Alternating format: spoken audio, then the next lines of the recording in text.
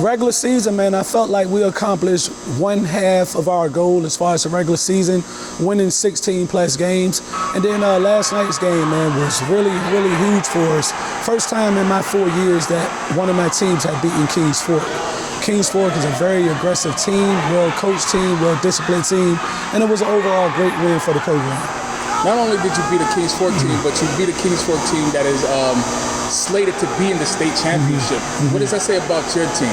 Well, I feel like on any given night we can play with the best of them. It's up to the coaches, myself, to devise a good scheme and strategy for the guys. And most importantly, it's up to the guys to go out there and just execute the game plan. What was the game plan in last night's win? Well, the game plan for the most part was to take away the head of their team, which is for the most part Jaden Epps.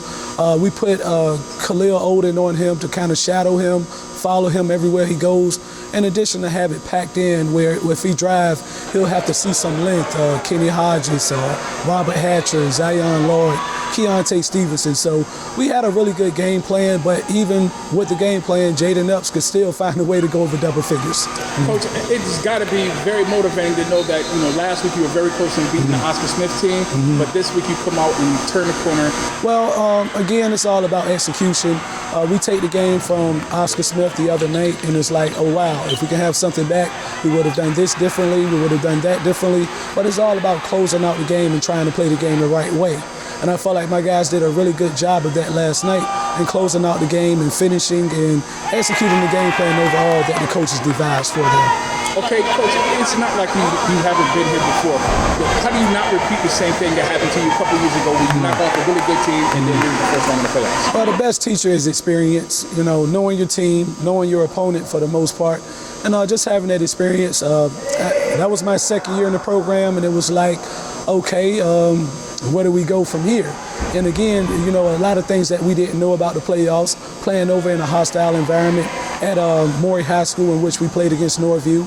We have to go over there into the Eastern District as well, this time at Northview, and play against Kecoughtan. But I think the experience that I've earned or that we had from 2 years ago will propel us to do better this time around. Coach, going into that first round, Kecoughtan, very long. They love to get the ball up and down the court. What do you plan on doing? How do you plan on attacking that and slowing them down and make them play your game? Well, that's controlling the pace, controlling the tempo. Again, our coaches will come up with some stuff to try to take away a few things that they try to do well. But again, it's up to the guys to execute the game plan that we come up with, and we'll go from there. I've accumulated a few pieces of film on the team.